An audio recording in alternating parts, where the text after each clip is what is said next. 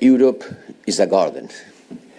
We have built a garden. That was European Union Foreign Policy Chief Joseph Borrell speaking at the inauguration of the new European Diplomatic Academy in Bruges, Belgium, last October. He was articulating what many around the world say is the view of European elites of their role in international affairs. Everything works.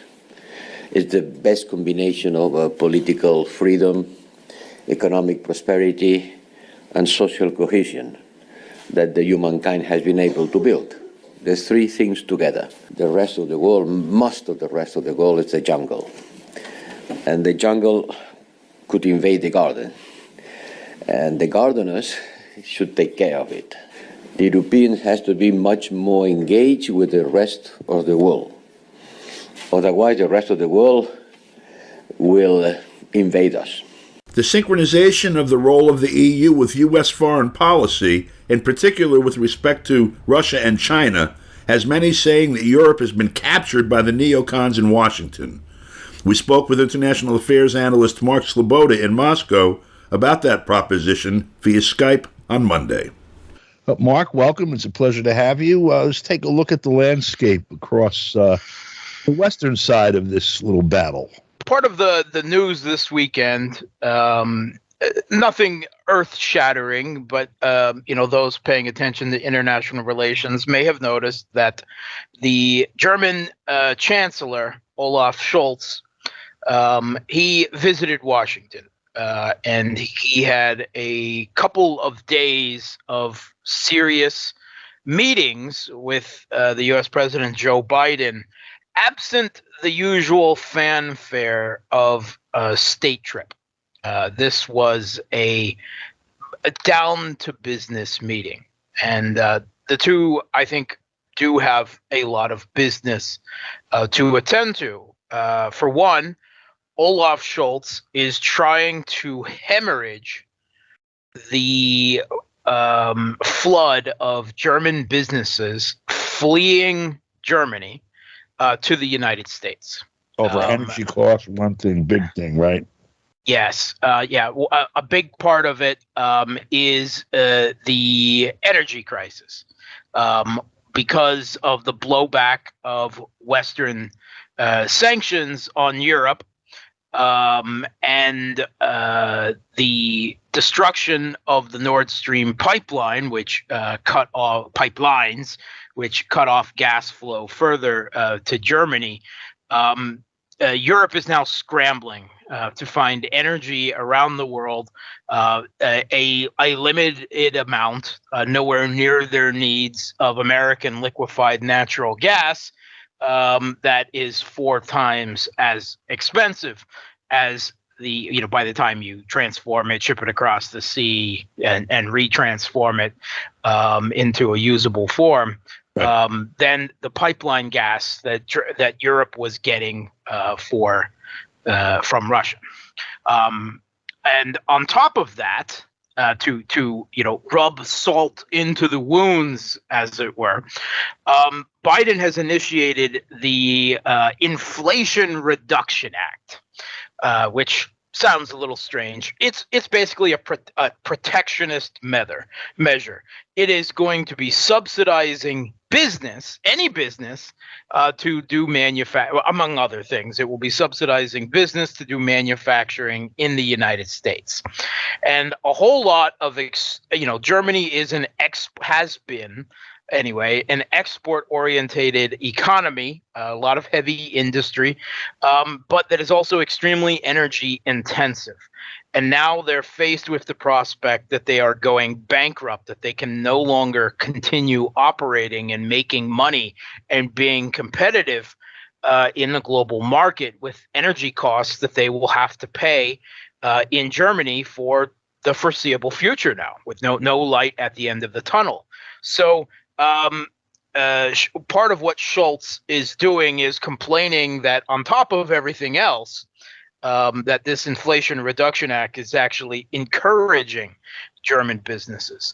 And in the last week, we have actually heard as well, out of the pages of the Washington Post, that Joe Biden is actually in the scramble to build up their country's military industrial capacity to meet the challenges of an unending flow of armaments like artillery shells, of which they are lacking to the Kiev regime for the conflict in Ukraine, that Biden is now actually encouraging Scholz to set up German military production in the United States, where the energy is cheaper, and this can actually be done.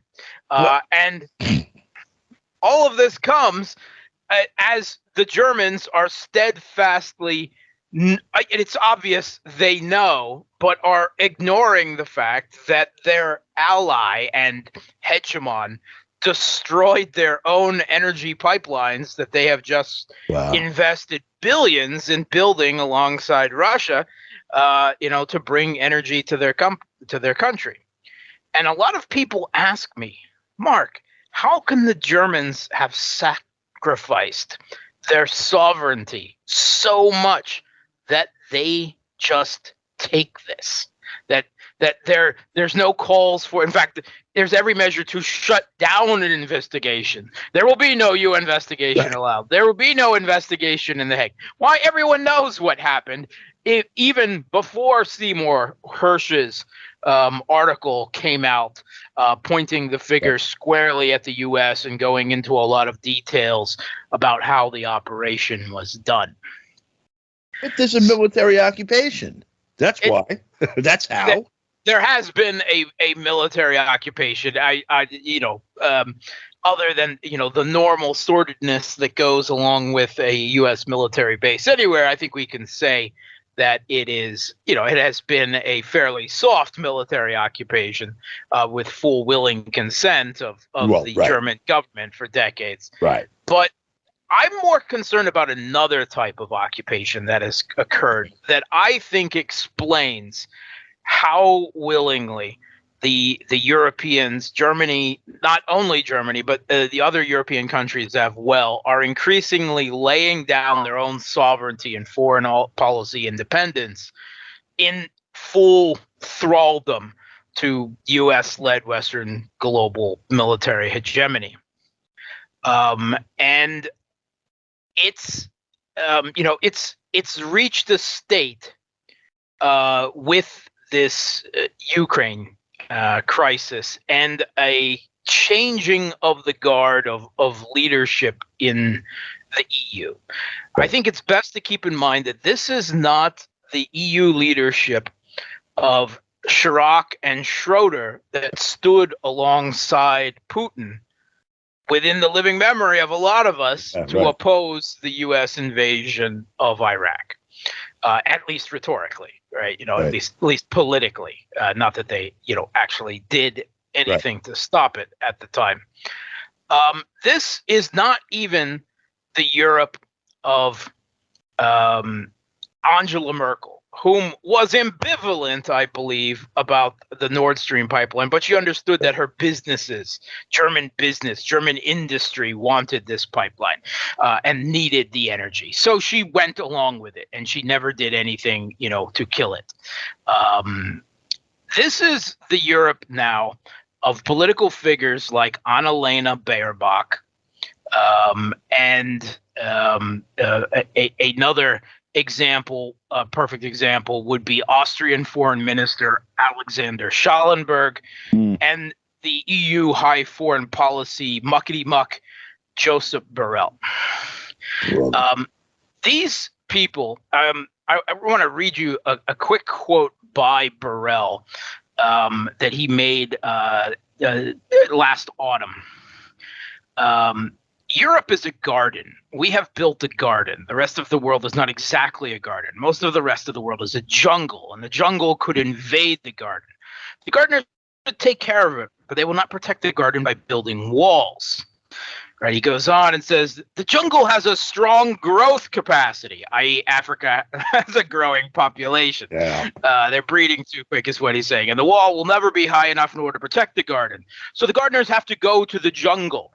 And he doesn't say it, but I guess, prune the jungle back Right. would be the word. Otherwise, the rest of the world will invade us by different ways and means. Now, that phenomenally racist, neo-colonialist bile coming out of the EU High Foreign Policy Chief. And they wonder why Africa is not backing them in Ukraine, right? We Right. also have the Austrian foreign minister, Alexander Schallenberg, saying that Europe has been kicked out of paradise by the Russian intervention in the Ukrainian civil conflict, right? That it is a return to history. Now, these words all matter, right? Now, never mind that, of course, it was the EU along with the US that backed the violent, unconstitutional overthrow of the Ukrainian government in 2014, funded the civil, war in the country to subjugate the entire country to that seizure of power in Kiev, and then inflicted wounds on top of wounds by these self-defeating sanctions, which Viktor Orban, the Hungarian prime minister, said were like not shooting ourselves in the lungs, our foot, but shooting ourselves in the lungs. Okay. So if you take a look at all these words they're using, Schallenberg, Borrell, Baerbock, and a whole host of others, they're directly quoting the arch-U.S. neocon, Robert Kagan, right? Robert Kagan is the author, by the way, Robert Kagan, not only the arch-neocon, the co-founder of the Project for a New American Century, now in with the new bipartisan Center for New American Security. He's also happens to be the husband of Victoria Nuland. Nuland, that's right. The architect of the putsch in Ukraine and numerous others, who jumps from government to government, whether Republican or Democrat, showing how thoroughly the neocons have conquered the blob, the U.S. foreign policy elite. That's right. And Kagan wrote, "Of Paradise and Power, America and Europe in the New World Order, the return of history and the end of dreams. The jungle grows back." And to make it even more clear, right, if you're not familiar with Kagan's work, you don't have to be. Schallenberger, the Austrian foreign minister, recently said, "I sometimes cite Robert Kagan, the American political scientist, arch neocon, who said about 20 years ago that Europeans are living in a post-historic paradise of peace." And so the Russian intervention kicked us out of paradise, and no one likes being kicked out of the garden. And now they've been kicked back into history. We're going to have to get back to this next week. Mark, thank you so much for your time. Thanks for having me. For KPFK, I'm Don DeBar.